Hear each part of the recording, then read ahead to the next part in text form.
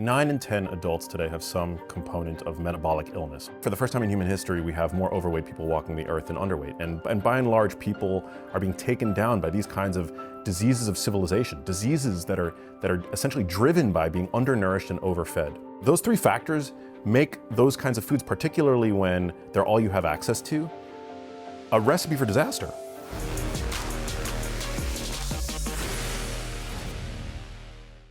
Americans, by and large, are not in a good state of health, right? 9 in 10 adults today have some component of metabolic illness, which is a really sad statistic, but it's true. 9 in 10 Now, adults. do you think that you can be profoundly overweight and still be healthy?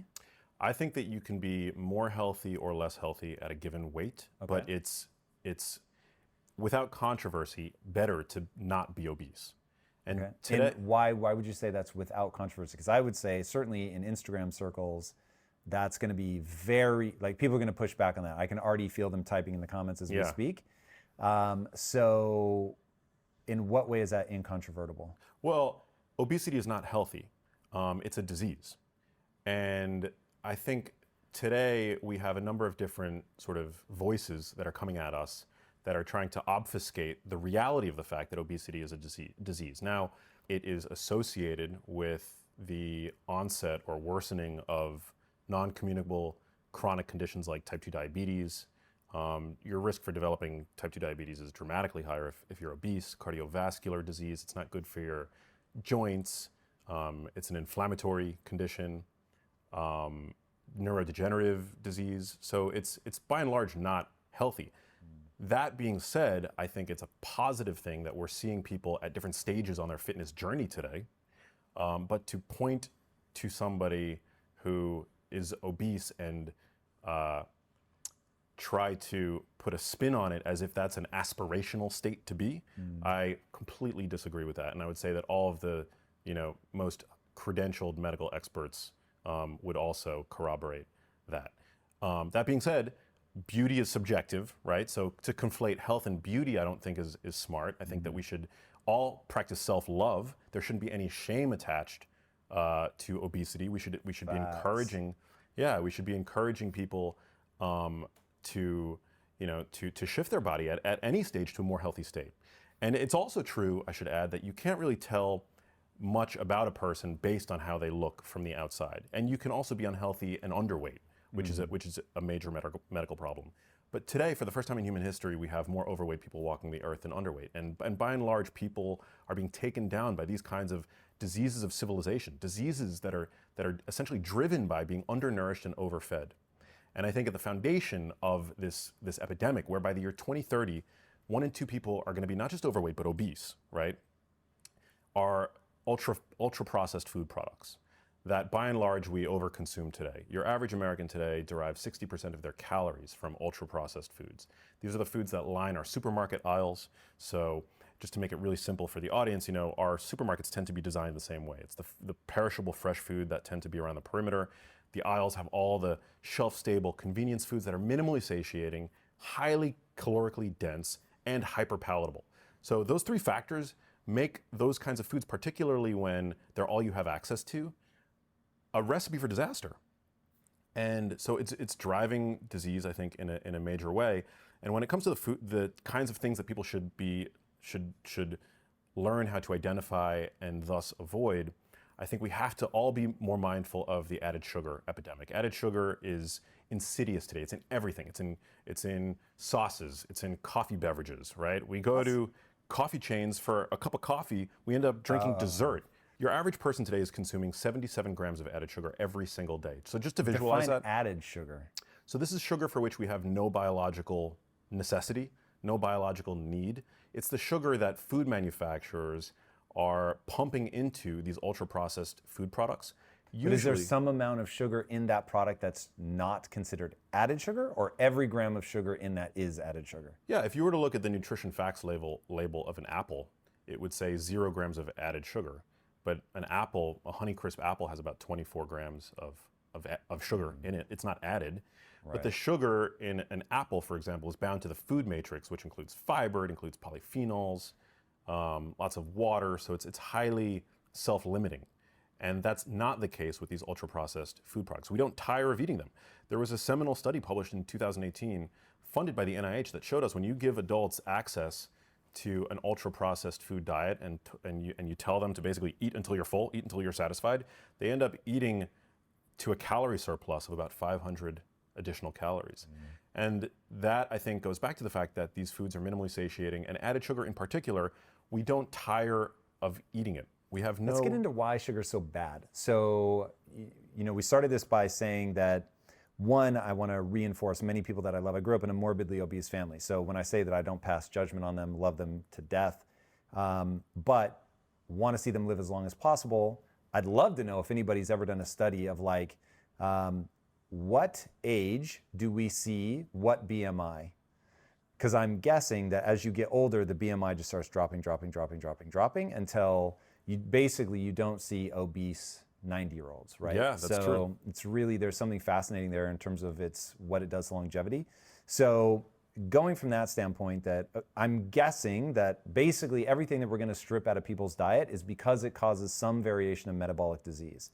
We're making the base assumption that our North Star is longevity, health span, and call it performance. Yeah. Yes? Yeah. Okay, so if we're knowing that we're marching towards that, and sugar is the first thing that we strip out, give it to me at a biological level. Why are we stripping sugar? What's it doing metabolically that's going to really ruin our ability to live for a long time in a healthy way and at high performance?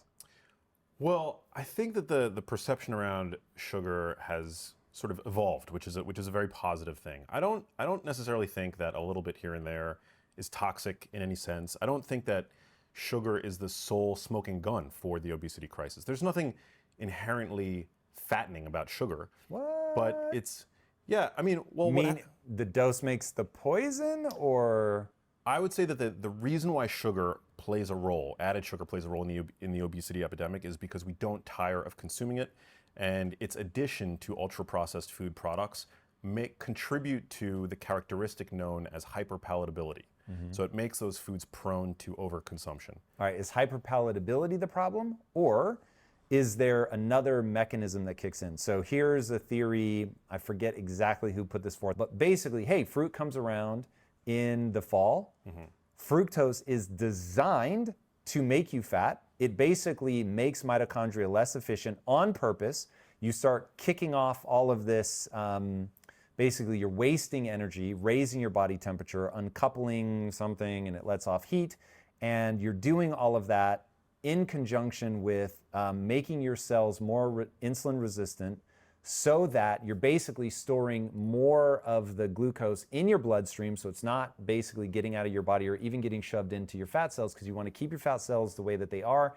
You even want to store some of the glucose in the bloodstream. Yeah. And you're doing all of that, trying to give your body the signal to store. And the reason that worked from a longevity standpoint is you were more likely to survive the winter. Yes. And so you've got sugar not only as a hyperpalatability thing, but that it's also a signaling molecule telling your body winter is coming, store this shit up. Yeah. Yeah. No, it's true. So we have to kind of reconcile two truths here. So the first truth is that sugar, when sugar is present in the blood, when our blood sugar becomes elevated, it tells our pancreas basically to secrete the hormone insulin, which is the fat storage hormone.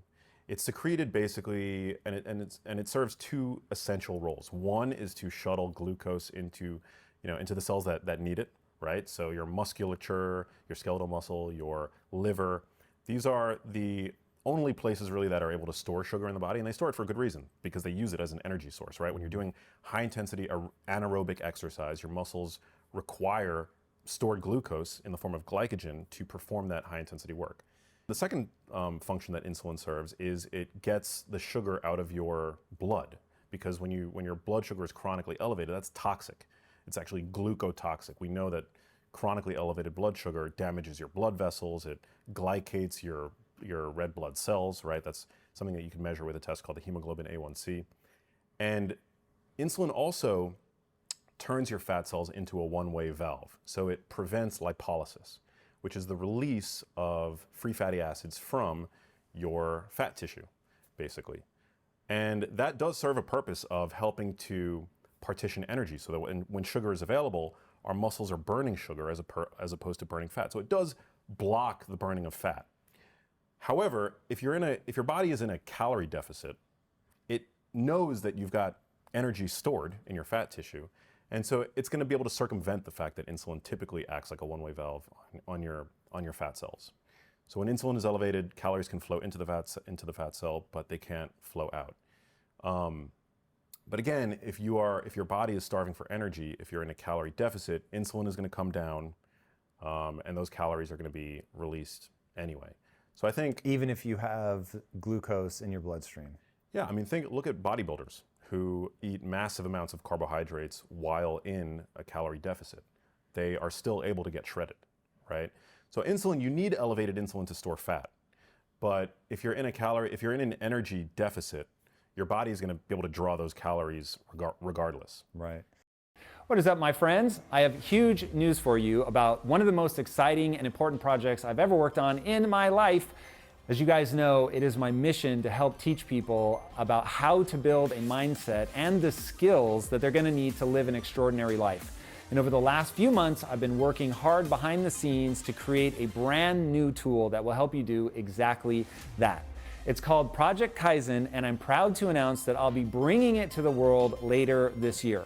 Project Kaizen is a Web3-based, game-like experience that is a story-based world that's going to allow you to get inside, build an avatar that is aspirational of who you want to become, and then take the path of the warrior, seeking continuous improvement inside of a story world and game experience. All right, my friend, I cannot tell you how excited I am about this amazing new project, which I think ushers in a whole new form of entertainment.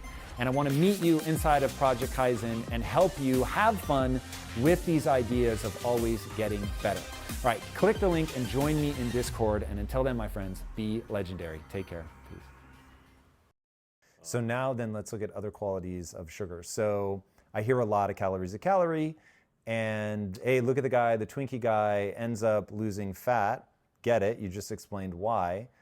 But if my cells are made of the things that I eat, am I really, by doing a Twinkie diet or something like that, where I'm eating, different oils, I'm eating trans fats, whatever, am I doing damage to my body at a cellular level that might not be detectable from just looking at me and seeing that I'm either in shape or not in shape? Yeah, so I don't want people to think that I'm promoting a high sugar diet, because again, sugar, it's got this hyperpalatable quality. Also, thanks to really robust meta-analyses, we see that healthy individuals who are on high glycemic index diets, so diets that are very sugary, right? Diets that contain a lot of refined grain products, are at increased risk of developing type 2 diabetes. So we know that chronic elevations of blood sugar, even if you're young and healthy, is not good. It's not good to your metabolic system.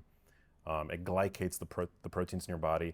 And I have this hypothesis that it's really lifetime exposure of glucose that over the long term is damaging. And lifetime exposure basically implies the area under the curve of all of the glycemic excursions that your body has seen over the years, right? So I think that's one reason to reduce glycemic variability. Also, we know that when we eat when we ingest a high sugar bolus, it tends to drop our blood sugar, because again, insulin, it removes sugar from the blood. But the way that it works, the pancreas is not an instrument of precision. It functions more like a blunt tool. So for somebody that's eating a lot of sugar, it actually can send your blood sugar below baseline, which can trigger anxiety in people who are prone to it. It can leave you feeling hangry, right? Consuming lots of sugar also, outside of the conversation regarding weight, which again is ultimately dictated by energy balance, consuming a high sugar bolus can also elevate your blood pressure, which we know is a risk factor for neurodegeneration. We've seen that one high sugar bolus, about 75 grams of sugar, can cause your systolic blood pressure to elevate for 2 hours post-ingestion, which is no bueno. We've also seen that a high sugar bolus can reduce testosterone by about 25%, which also persists for 2 hours. Yeah. Why? Any guesses why we'd have an evolutionary response to sugar that lowers our testosterone?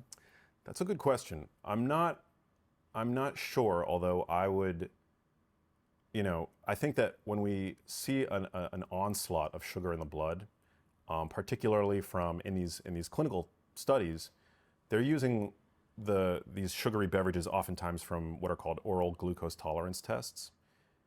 A hunter-gatherer would have never had access to that kind of rapidly digested sugar deluge, right? Because we would have had fruit, and our fruit as hunter-gatherers would have been a fraction as sweet as they are today. But the notion of fruit juice or a sugary, 75-gram glucose beverage, for example, didn't exist. So I think what it does is it sends our body into a stress state.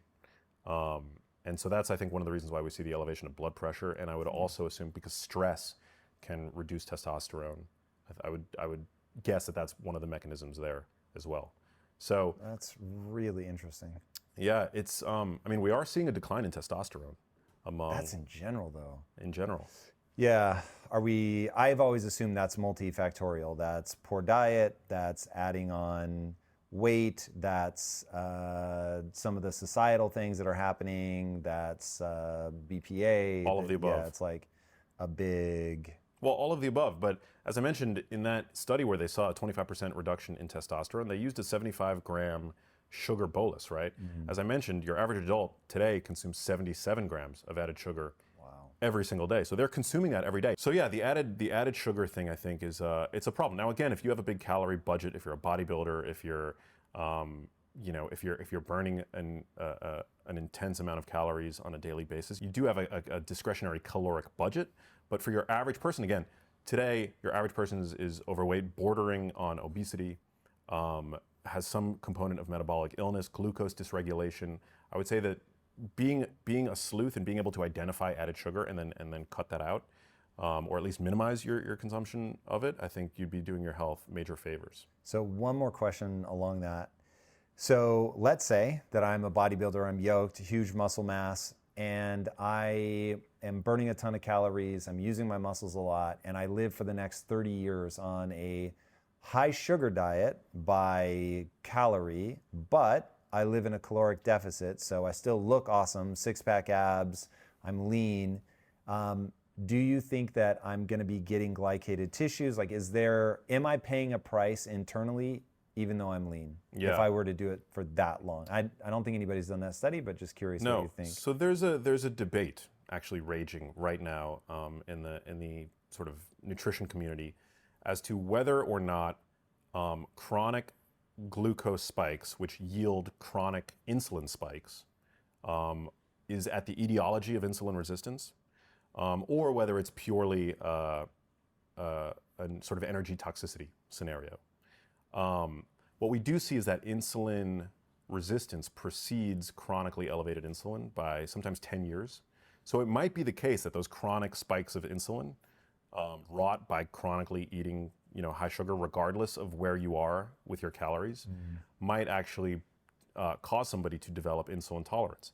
Because cells develop a tolerance to chemicals that they are chronically exposed to, right? Yeah. And so if we're chronically exposing our cells, our tissues, to high levels of insulin via our diets, regardless of whether or not we're in a calorie deficit or surplus, then they might theoretically develop this sort of insulin resistance, and there is a debate about that. So my best guess would be, because of these meta-analyses that are showing that high glycemic diets will predispose us to developing type 2 diabetes, I think it's best to really minimize glycemic variability, to know the kinds of foods that are going to cause your blood sugar to go through the roof, and then to minimize them and to use glucose yielding starches as a performance enhancing tool, really.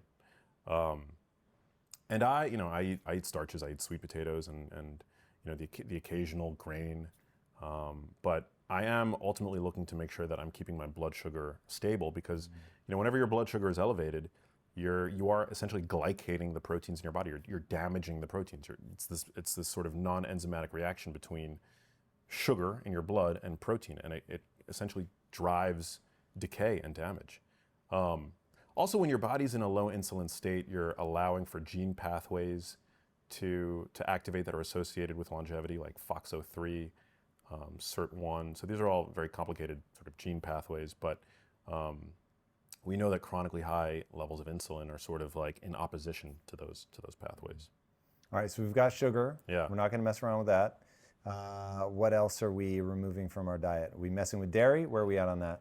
Oh man, I love this question. So I've actually, my views on dairy have evolved recently. Dairy is, when you look at a glass of milk, it's a solution of water and fat, right? But the fat doesn't stay at the top, right? Does it also have some sugar in there? There is lactose, yeah. There is a natural source of sugar, but it's not like oil and water, right? The fat globules are suspended in the solution of essentially 95% water, which is what milk is, right? The triglycerides in dairy are bound by a lipoprotein, essentially. Like, you've heard of lipoproteins like your LDL cholesterol. Milk is comprised of lipoproteins called milk fat globule membrane. And these globules are comprised of proteins like sphingomyelin, which is an important structural component of myelin, right? The myelin sheath in our brains. It's comprised of phosphatidylcholine. So I think that actually there's a lot of good stuff to be had in full-fat dairy. And it also, these globules in milk affect the way our bodies respond to them. So dairy is unique among fat-containing foods in that it's got a higher proportion of saturated fat than any other food. So if you look at any natural fat-containing food... steak?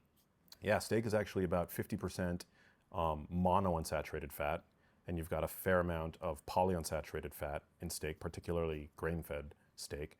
And then you actually have a relatively small proportion of saturated fat in steak, even though it gets like, people are like, oh my God, the saturated fat in steak. Dairy has a much higher proportion of saturated fat, and yet, paradoxically, we see that people who consume full-fat dairy tend to have better cardiovascular health, better metabolic health, and I think it's due to the presence of this milk-fat globule membrane. So my hypothesis is that it's really good for brain health if you can tolerate dairy. So a lot of people are lactose intolerant, but if you think about it, when a baby is born, especially a human baby, right? A human baby continues its development in the world. It's actually sometimes referred to as the 4th trimester of development. And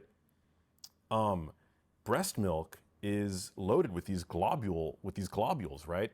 That must be there at least in some way to support the development of the brain, which is undergoing rapid organization and growth during the time in which a baby is feeding, right? So I've become a big fan of full-fat dairy. I think it's a great food, but I will offer the caveat, and this is another area with regard to dairy where my views have evolved, and we could also even perhaps call this a food that I would recommend avoiding for some. And I know I'm going to get some hate from the paleo community for this, but I think that butter is actually a food that's worth relegating to like the indulgence category. And the reason for that is that first of all, butter is a man-made product. Dairy is made by nature, right? But butter is made by people. And when you churn cream, you disrupt the milk-fat globule membrane. So this is one of the reasons why if you melt butter and you put it in some water, it floats to the top. So that globule membrane has been disrupted. And I think that's one of the reasons why you see in clinical studies that when you feed people either cream or butter, they both start out as cream, right? I mean, cream is cream, obviously, but butter starts out as cream. Butter seems to have an adverse effect on blood lipids, whereas cream doesn't. So it's the presence of this like milk-fat globule membrane that I think makes the fat in full-fat dairy very healthy. But its disruption, I think, is what can lead to a sort of adverse lipid response in some to butter. When you say an adverse lipid response, you're saying I eat the butter and it changes the composition or the amount of the lipids in my blood? Yes, so like it'll raise like LDL cholesterol. And actually the mechanism by which saturated fat raises LDL is quite interesting. It reduces availability of the LDL receptor on liver cells, on hepatocytes. So the way that your body works, it's like a very elegant plumbing system. Your liver sends out these ApoB-containing particles, lipoproteins, right? Like milk-fat globule membrane, but in your blood, LDL, VLDL, what have you. And the idea is before long, you want the liver to suck those particles back up, right? The liver will dismantle them, use the cholesterol to create bile acids, for example. And it relies on the availability of these, they're literally called the LDL receptors on the surface of the liver. And saturated fat actually causes an elevation of LDL cholesterol in the blood. In the blood. Because it's blocking the uptake. Yes, in the liver. Interesting. Yeah, and not all saturated fatty acids do this, I should add. So, I mean, there's, nuance, I think. We've heard for many years, and something that continues to be echoed by particularly the vegan community, is that saturated fat is bad. But a fat is not a fat, just like a carb is not a carb and a protein is not a protein. Certain saturated fats do this more than others. And so it seems to be the case that butter reduces availability of the LDL receptor, whereas other full-fat dairy products don't, which is fascinating. So why then has dairy been on everybody's hit list in terms of creating problems? Is it just that so many people are lactose intolerant, or is there some other element to dairy that creates other problems? That's a really great question. I think it has to do with the fact, many people are lactose intolerant. I think there's a big push now towards plant-based diets. There's a lot of money behind it, right?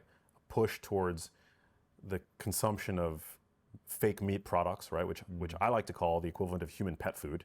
It's like ultra processed junk. But also, and I drink this stuff sometimes, but like almond milk and macadamia nut milk, like all these like plant-based milks, there's a lot of money going into them. So there's this big push away from dairy milk. And also, admittedly, like in the wellness community, dairy has been demonized for some time. People will say that it's inflammatory. Meta-analyses actually show that for most people, dairy is actually not inflammatory. So I'm going to give you a weird anecdote. It is purely anecdotal. Sure. But I was, on Saturday and Sunday, I was eating the toppings off of Domino's pizza. And the only toppings I get are cheese, and I would do really light sauce. So even that was like very little. So I would do the cheese, olives, pepperoni. And I was eating it and loved it. And I just started noticing on a Sunday that every Sunday night I would feel like hot from the inside of my body. Wow. And it was just like a little uncomfortable, and I'd sleep a little weird that night. And I'm like, why am I always on Sunday? And on like Saturday, I would allow myself to cheat. So if I wanted a candy bar, I'd have a candy bar. If I wanted a bit of ice cream, I'd have ice cream. But on Sunday, I wouldn't. So Sunday, it was just the toppings from Domino's. There was nothing else in my diet that I would consider, sort of a cheat. And finally, I was like, is it possible that I have a bad reaction to dairy? So let me do the same thing, but go to like really light cheese. And it stopped happening. Interesting. So I was like, whoa. The only thing I affected was the amount of cheese that I was intaking over multiple meals, because I would get a pizza on Saturday and a pizza on Sunday. So I'm now cutting both of them in half effectively in terms of the amount of cheese. And the effect went away 100%. Now I know that's anecdotal, but I was like, whoa, maybe dairy really is doing some negative thing. So you couple that with all the literature saying there's an issue. I know a lot of people have skin responses, like acne and stuff from dairy. Right.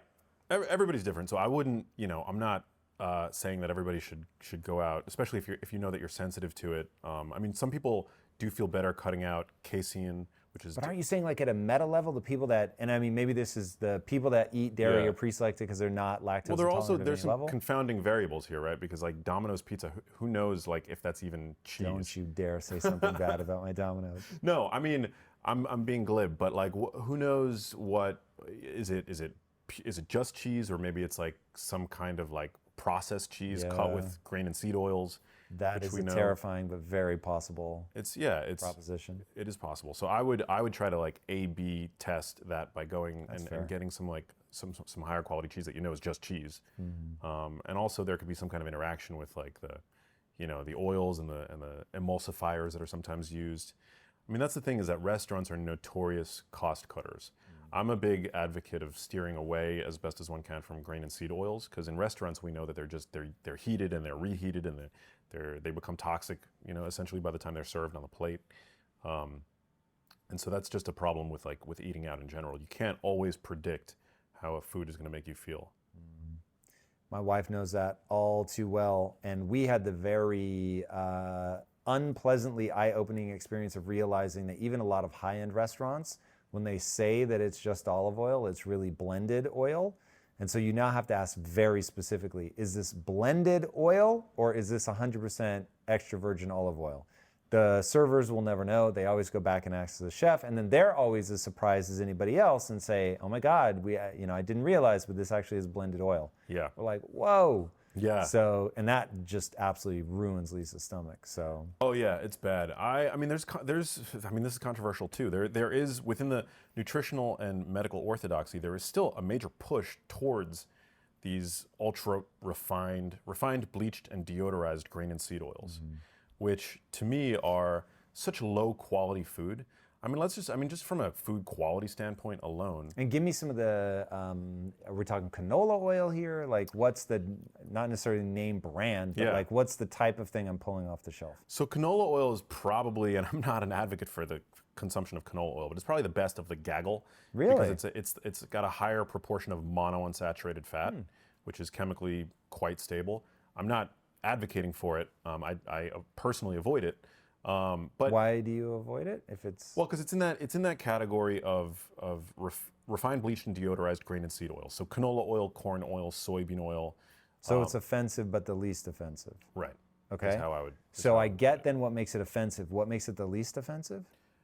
Well, one of the major problems with these grain and seed oils is that they have a very high proportion of what's called polyunsaturated fatty acids, PUFAs for short. And PUFAs are not in any way dangerous, right? They're found in all fat-containing foods contain some proportion of PUFAs, right? So grass-fed beef has PUFAs in it. Wild fatty fish has PUFAs in it. Avocados have some proportion of PUFAs in it. The issue is that in whole foods, those PUFAs, which are very delicate and damage-prone, they're prone to a form of chemical disfigurement called oxidation. They're protected in whole foods by the antioxidants that nature has packaged them with, right? Nature thought ahead. Nature was like, these fats are very delicate, they're very damage prone. Let's bundle foods that contain these polyunsaturated fats in any significant quantity with vitamin E, which is one of the most important fat-soluble antioxidants in nature, right? The issue with grain and seed oils is that, A, these fats are rich in polyunsaturated fats, which are very delicate and damage prone, and whether it's via heat or mechanical or chemical extraction, they're subject to forces that accelerate this oxidative process, right? Light, heat, and oxygen all catalyze and accelerate this oxidative process. And they're stripped of the antioxidants that in whole foods would protect them. So the reason why I would say that canola oil is, maybe the best of the worst is that it's got a lower proportion of these polyunsaturated fats. On the other hand, it's got a higher proportion of omega-3 fats, which are actually more delicate and damage-prone than omega-6 fats. So I'm not, again, advocating for their consumption, but it's got a high proportion of monounsaturated fat, which monounsaturated means it only contains one double bond, which means that under normal circumstances, it's actually quite chemically stable. That monounsaturated fat is the primary fatty acid found in extra virgin olive oil. It's also found in abundance in grass-fed beef and wild salmon and the like. But all of these grain and seed oils, whether we're talking about canola oil, soybean oil, grapeseed oil is probably the worst because it's about, I believe, 80 to 90% polyunsaturated fat.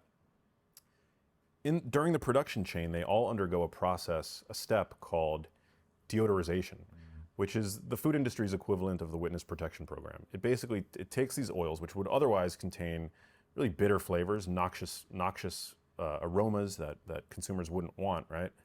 And it absolves them of any character.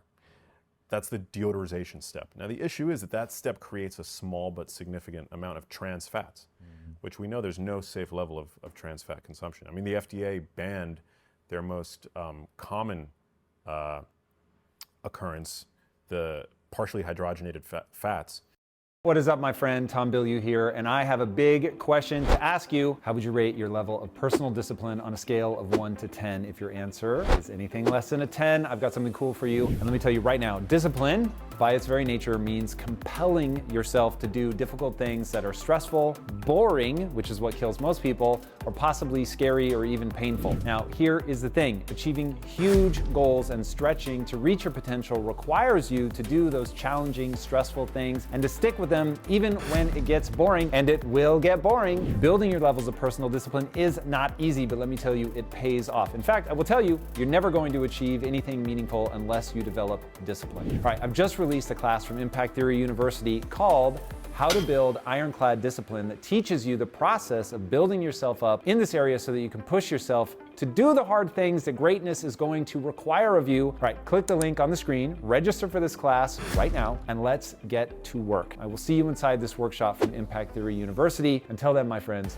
be legendary. Peace out. Why is that? So my understanding, and it's probably a super layperson's understanding of trans fats, is that basically the bonds in it become rigid. So it's normally the fat molecules quite squishy, and it becomes rigid.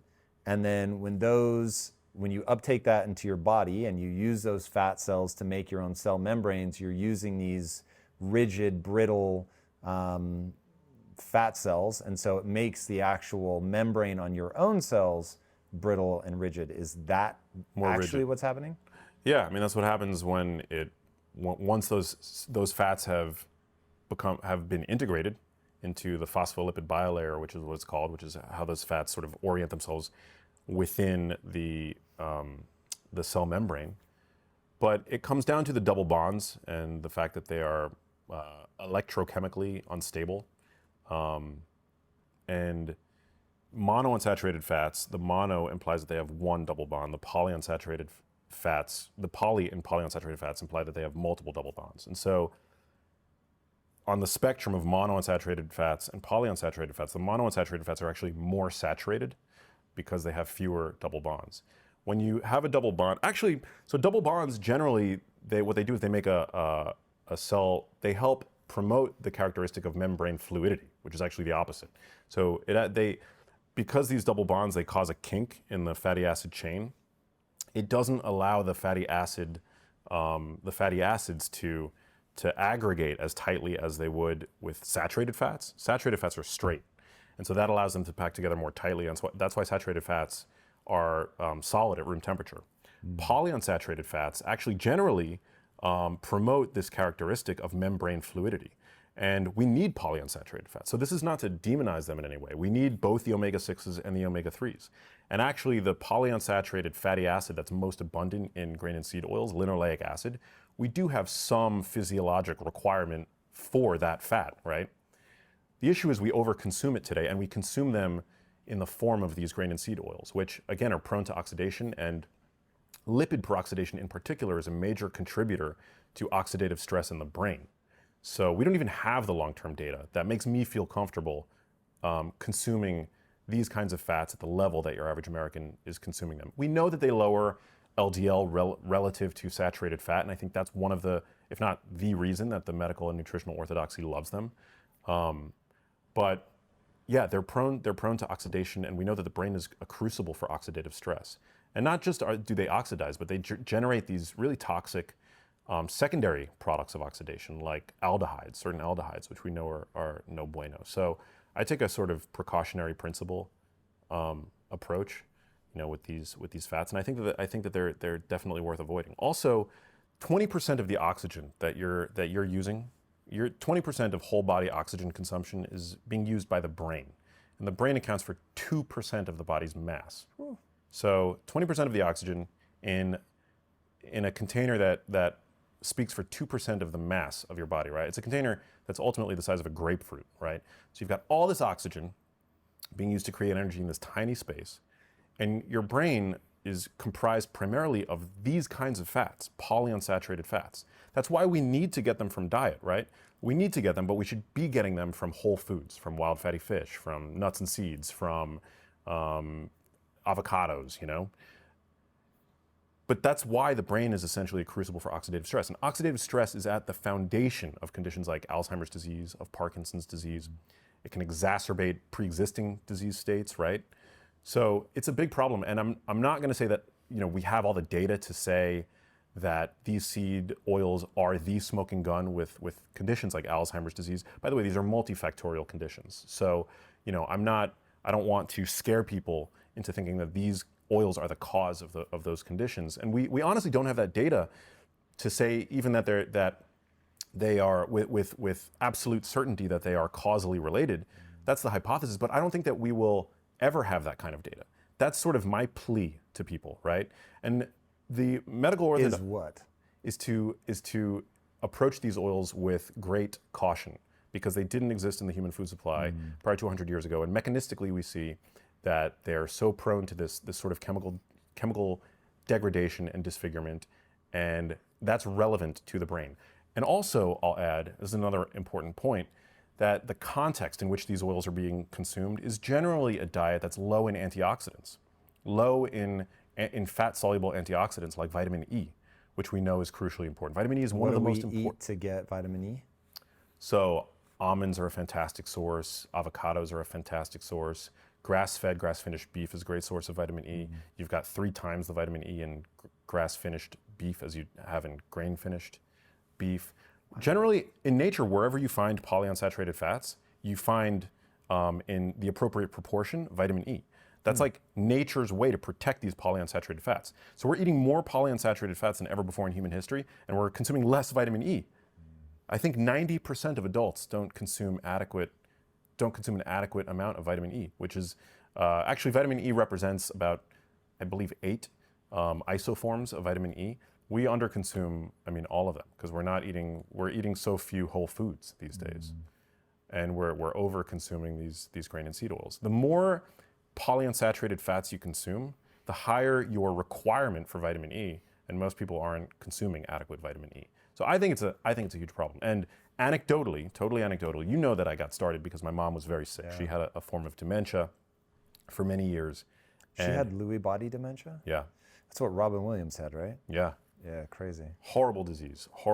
And my mom passed away 3 years ago. And this is just an anecdote. Take it with a grain of salt. But my mom ate a diet that any dietitian of the 80s and 90s would have said, she's on the right path. Yeah, well done. Good on you. I grew up with these grain and seed oils in my kitchen, right? Big plastic see-through jug of corn oil by the stove, margarine in my fridge. I grew up eating. Yeah, I grew up eating these kinds of fats. Now, I'm not going to say that they are what caused my mom's condition, but I do. It's my hypothesis that along with the overconsumption of grain and seeds, with refined grain products rather, these oils. I don't think that they're doing our health any favors. Yeah, I want to go back to this idea of victim blaming. You're such a kind person, and I love how you're trying to position this to make sure that the most people can hear you as humanly possible. But what I don't want to get lost in there is that, I'll speak for myself. I have unintentionally made a lot of poor choices with my diet because I didn't know better. And then I've intentionally made poor choices with my diet because it was a lot of fun. And it's really important to me to now be at a place where I'm at least more or less, to the best of everybody's belief at this point, I know what to do to if I'm feeling inflamed and my joints are hurting, I feel in control. I know what to do to bring that pain down. So I just want to make sure that it doesn't get lost in the kindness that there's cause and effect to what you eat. And while it's not all known, it will for sure change over time. You definitely shouldn't feel bad about even eating things that you know are bad for you. Don't feel bad about it, right? When I eat bad foods, I'm not feeling guilty. I'm this is a trade-off, right? Yeah. I may be shortening my life by some amount, but this is really fun, so I'm going to do it. And certainly if I didn't know any better, Jesus, what can you do? None of us really know, what are we doing? When I discovered that blankets had crazy chemicals in them, I went out and bought an all-natural blanket. That shit is scratchy. So now I still use my old, filled with terrible chemicals blanket because it's soft as hell. So, my thing is, look, I don't want anybody to feel ashamed or anything like that, but I want people to understand that you can get control of this, that if your diet is leading you somewhere that you don't want to go, that you really can learn about it and make choices that will yield a very different outcome. So for me, I look at my family, they're all morbidly obese, and I, coming from the same stock, was headed in the same direction, learned about nutrition, and was able to take myself in a completely different direction. So I really want people to understand you can eat whatever you want, and I'm not judging you. I think it's amazing, make your choices. But hey, if you're ever getting a result that you don't want, you can make a new choice and get a new result. Yeah, so beautifully said. And to me, I think what it really comes down to is giving people the tools to make to make an informed choice at the end of the day, because a lot of people, when they show up to their doctor's office with these conditions that take years to develop, years if not decades, right? They're like, why me? And so as long as I think I know that I'm putting good information out to help people make an informed choice, then by all means indulge when you choose to, because no single meal, single indulgence is going to sway your health in any direction, positive or negative. No, it's not, eating for optimal brain health isn't about eating a handful of berries every once in a while. It's about your dietary pattern as a whole. It's about how you're eating every single day. And with regard to, other things that I think people really ought to stop doing that will have a measurable positive impact on their health. Can we talk about mouthwash for a little bit? Yeah. Yeah, you're trying to really fuck me up with this mouthwash thing. Yeah, this is something that the more I learn about it, the more convinced I am that this is something we need to be talking about, because nobody is, right? There's a lot of money that goes into the sale of mouthwash. In fact, I was at a drugstore not too long ago, and I saw this big ad imploring people with type 2 diabetes, which is very common in this country, right? That periodontal disease is a big problem for people with type 2 diabetes, so they should buy our mouthwash, right? It's a big mouthwash brand. But mouthwash is a major problem, and I'll tell you why. People who frequently use mouthwash, what you're doing is you're nuking bacteria in your mouth that are required to create and recycle nitric oxide. And we create nitric oxide in different ways. It's one of the reasons why nose breathing is so important, because we create nitric oxide via the nitric oxide synthase enzyme in the epithelial cells of our paranasal sinus. But oral bacteria play a crucial role in this nitric oxide pathway. And the reason why is they help to reduce nitrate from food to nitrite. So reducing it means that they're removing an oxygen molecule, and it's nitrate that basically creates nitric oxide in our blood vessels. And they also recycle the nitric oxide that we produce endogenously when we're exercising. So far, these are a lot of words that I sort of understand, but what's the real impact of my twice a day Listerine habit? So studies show, and we need more research, but what they've shown in obese patients is that people who use antiseptic mouthwash, so that's the key word. So mouthwash that is germ-destroying antibacterial mouthwash, twice a day or more, have a 50% increased risk of developing type 2 diabetes, right? So weird. And doubling of risk for hypertension, so high blood pressure. But it makes sense when you realize that you're killing the bacteria that help to increase levels of nitric oxide. But what is nitric oxide doing in the body that would impact type 2 diabetes? Because it's not just involved in blood pressure, it's a cellular signaling molecule that's involved in insulin sensitivity, which is important. Insulin resistance is the cornerstone of type 2 diabetes. So it's basically affecting our body's ability to process sugar. So if I were wearing a continuous glucose monitor and I'm using my Listerine and then I stop, would I notice a difference in my reading? If you're wearing a continuous glucose monitor and you stop, you could potentially see if this bears out, right? Because these are correlational studies. Sure. But if this is borne out, you would potentially see an improvement in your body's ability to partition sugar if you cut out. But here's the thing, is that just one use can increase your blood pressure. And also, they've shown, and this was a randomized control trial, they've shown that using antiseptic mouthwash after a workout, so we know that exercise is as powerful as medicine for helping to normalize our blood pressure. Yep. They found that using mouthwash after exercise negates, to a large degree, the antihypertensive effects of exercise. So it basically negates one of the most important benefits of exercise, using mouthwash after a workout. So the take home is don't use antiseptic mouthwash after a workout.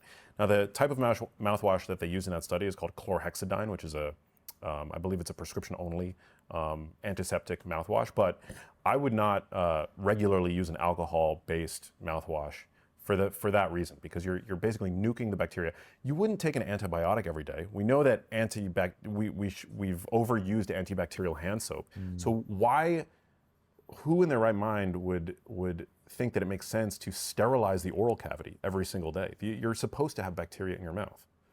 Yeah, but like my mouth literally tastes better if I do Listerine. Even because there are days where I'll just brush my teeth and I forget, or I'm traveling and so I only have toothpaste. I don't have the Listerine. Yeah. And I'm like, I notice. Well, the increased risk was seen for people who use it twice or more per day. So, I mean, you could hypothetically use it once a day if you wanted, but I personally wouldn't. I would tongue scrape, which is a great way to freshen up the mouth. Like with your toothbrush? Yeah, you could do that. You brush your tongue. How else do you do it? Well, there are actual like these medical tongue scraping Really? things that you can buy. Yeah, because a lot of the bad breath bacteria, it aggregates on the tongue. But yeah, I mean, I think like flossing regularly. I mean, it blows my mind that there are people that don't. We're getting way off topic, but like it blows my mind that there are people that don't floss. Like all I need to do is floss once and see what I'm pulling out of my teeth, and that to me is like I floss now twice a day. I also, brush. I think that fluoride has antiseptic properties, so I personally use a fluoride-free toothpaste. I use toothpaste with hydroxyapatite, which is actually fairly common in Japan. There are studies that suggest that it's as good at helping to remineralize teeth as fluoride. So I use and hydroxyapatite is a natural component of bone and teeth.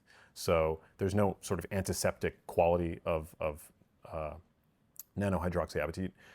So I floss, I brush, and then I eat an evolutionarily appropriate diet. I cut out the refined grain products, which we know are easily retained by oral bacteria and are highly cariogenic. I actually talk about this in Genius Kitchen. Cariogenic?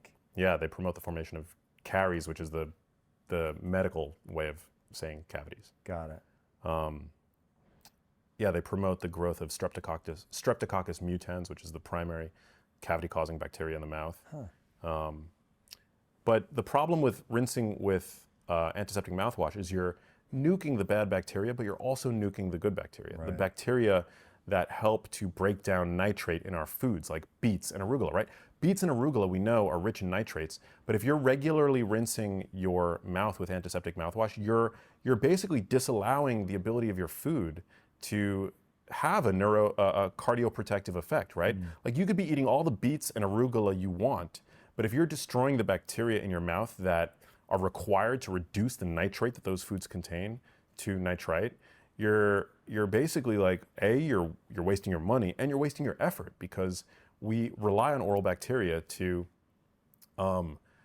derive maximum benefit from those foods. Right. All right, super interesting. Now let's get into what are the things that we should be adding. I like your take on meat. I've really tried to go plant forward. So there's a guy here on the team who has a really big percentage gap between his chronological age and his biological age. So I was like, what do you do? And he had been vegan for years. So I was like, all right, let's do this. And he gave me this concoction to make in the morning. It's largely fruit though. And I was like, there's no way you're gonna die. Like when I first saw him eating it, I was like, bro, like that, there's no way that's good for you. And his body composition, of course, he's very, very skinny, has a hard time putting on weight. So I was like, is he like skinny fat? And so anyway, let me try this. Wearing my continuous glucose monitor, I eat this thing. Now, if you eat it slowly, you go up to about 120, or I go up to about 120 and you stay. That's where he goes as well, 120 and he stays. If I eat it fast, I'll go all the way up to 150, which for me, that's like sort of red light high. Pretty high. Yeah. So that is questionable, but my body composition did not go up. So I don't know if it's just depressing my calories and the overall caloric intake on the smoothie isn't very high. I don't know, but I don't feel great. And so I notice on days where I have it, I'm just meh. I don't know. It's not traumatic. It's not bad. It's not brain fog. It's nothing. If you were going to give like a sense of what's the qualia of your day, I would just say I'm off a little bit. I wouldn't be able to pinpoint it to it's not brain fog, it's not lack of energy. I don't know, just don't feel normal. Now, if I eat meat, I feel like $1,000,000. I'm ready to rock. So Have you reverted your position then? Like, have you gone back to like a more yeah. Oh, inclusive- if I immediately, I do both, but there might be 3 or 4 days where I'll go and I won't have the smoothie. So on those days, I would say I feel normal because I always feel good because my diet's clean just year round. And when I have the smoothie, I feel a little bit off, but it's not catastrophic by any means. And for body composition reasons, sometimes I'll do the shake just because it does seem to help me stay tight, even though it's fruit, which I still can't wrap my head around how that's true. But it is. Certainly makes me feel fuller from a muscular standpoint. But yeah. So anyway, I keep trying to go plant forward. I'm never loving the way that I feel. There's a lot of dogma around like either moral reasons for needing to go plant forward, but I like the way that you had a take on meat in the book. I'd love for you to go into that. Why meat? Let's get into the weeds a little bit on amino acids. Yeah. Yeah. Yeah, there's this, I mean, we talked about this push towards plant-based eating, and I think that it's great to include plants, right? I mean, we see that fruit and vegetable consumption is associated with reduced inflammation, with longevity, all these really positive things, right? Observationally, when we look at people's health and their meat consumption habits, people who consume more meat, just because meat has been demonized for so many decades at this point, people who consume more meat, and especially processed meat, they tend to have worse health outcomes. But that's because people who eat more meat tend to be more sedentary, they tend to smoke more.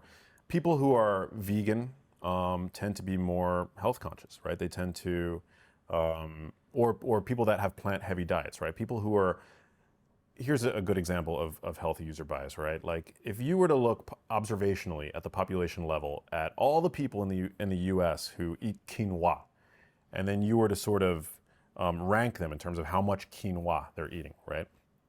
I guarantee you would see that people who eat quinoa often have great health outcomes, right? Is it because of the quinoa or is it in spite of the quinoa, right? That's where we have to recognize. Because when you start eating quinoa, you're shopping at Air One. There you go. Yeah. The fact that you know how to pronounce quinoa is a good sign, right? That's a good sign, which most people wouldn't know how to pronounce quinoa, right? Especially if they're not health food shoppers or if they're or health conscious, for that matter. And so that's the limitation with, I think, epidemiology when it comes to teasing out the value or the health effect that meat can have, right? But when you look at what meat is, I mean, it's a pristine source of protein. It's the highest quality, highest biological value source of protein to be found in nature, right? We can look at the digestible, indispensable amino acid score, which is, the latest and greatest way of measuring protein digestibility. And we see that meat is consistently at the top. I mean, soy comes close, but eggs, whey protein, grass-fed beef, chicken, always at the top. The proportion of essential amino acids is phenomenal, right? Like you get a very high proportion of the 9 essential amino acids, very concentrated in branched chain amino acids, which we know are crucially important for halting muscle protein breakdown and stimulating muscle protein synthesis.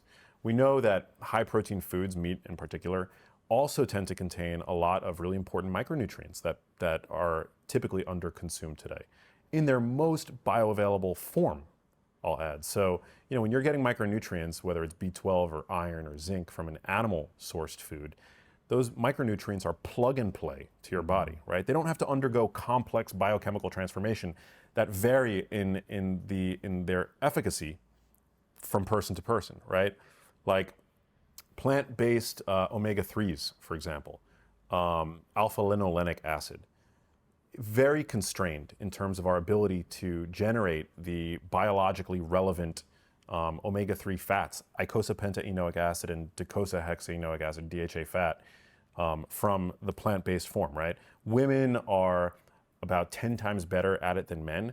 Women, I think about 10% of the plant-based omega-3s that they ingest will get converted to DHA fat. It's thought that women have a higher ability to do this because of childbearing, right? But men, less than 1% of the plant-based omega-3s that we ingest actually get get converted to DHA fat. So that's a miserable, statistic right there. Whereas the DHA fat that you ingest from wild salmon or from omega-3 enriched eggs, plug and play for the human body. And this is true for all of the, many of the micronutrients that you see in animal products. And they're without anti-nutrients that can potentially hinder their absorption. So I'm a big advocate of the consumption of meat. I think it's really important. And also, I'll add that there's this big issue of food access and food distribution in this country, right? You can go into almost any supermarket in this country and buy a pack of ground beef, right? And to me, that is going to be a much healthier dinner than boxed mac and cheese, right? You can go into any gas station almost and find canned tuna, right? Which is going to be a pristine source of protein, great source of minerals like selenium and such. And so I think we have to really be careful not to demonize these kinds of foods. Now, I'm not saying everybody should go out and become carnivores, right? That's not my approach. But I think we do need to get back to some sort of semblance of common sense when it comes to the kinds of foods that we know that humans have been eating since we've been human.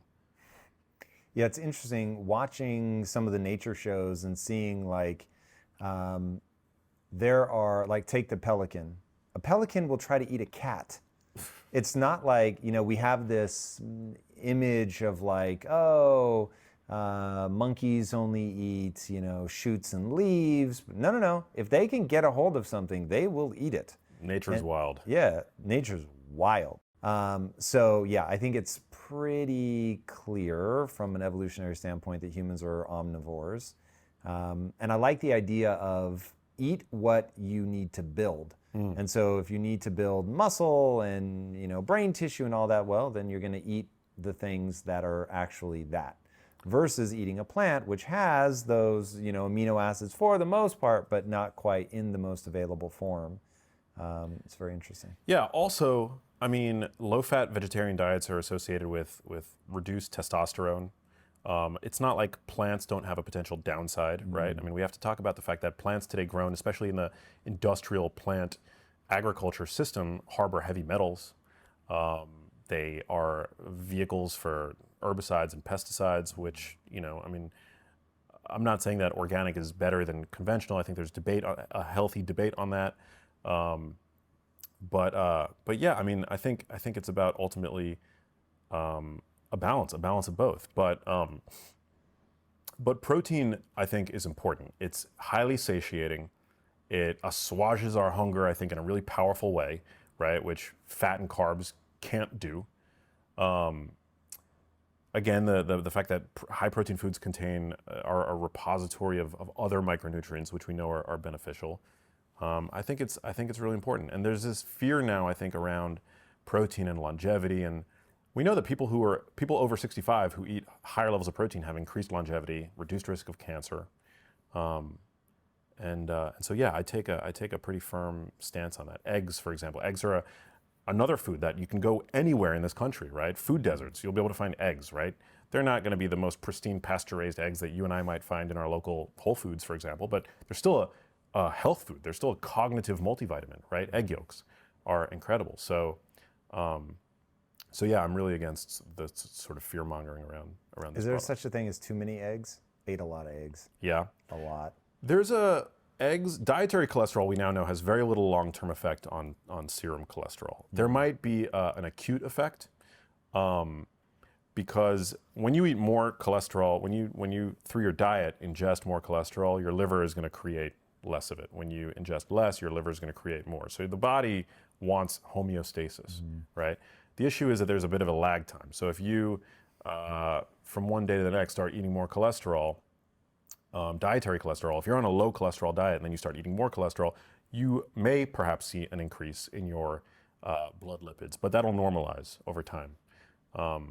The key sort of needle mover on cholesterol tends to be certain saturated fatty acids, and we talked sort of about this, but I, with foods like butter, coconut oil, they'll raise your LDL cholesterol, and there's really no nutritional value to, I think, like eating an excess of isolated fats, right?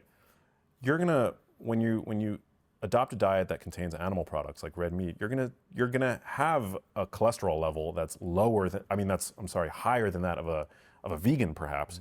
But I think that there's benefit to, there are other benefits to be had from consuming these foods, right? The benefits outweigh the risks. The fact that meat can help you stay robust and healthy. It can help optimize your testosterone, your hormones, your testosterone. The fact that it provides all of these other micronutrients that help your body carry out all of its many sort of faculties, I think is non-trivial. It's a non-trivial benefit.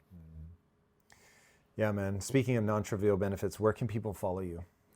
Thank you, brother. So I'm very active on Instagram at Max Lugavere. I host my own podcast called The Genius Life. You do. Yeah, you've been on it. Love to get you back. It's called The Genius Life. And my new book, Genius Kitchen, is out now wherever you get your books. So awesome. All right, guys. Your health is everything. Please take it seriously. Get it right. This guy does it right. You will definitely want to pick up the book. He's got multiple books, all of which will lead you to a lifestyle that you will never regret getting into. And speaking of things you will never regret, if you haven't already, be sure to subscribe. And until next time, my friends, be legendary. Take care. Peace. Study that showed if you actually increase your level of omega-3s by an extra serving a week or two, like from wherever you are with your starting point, you can increase your longevity, your survival by 4.7 years.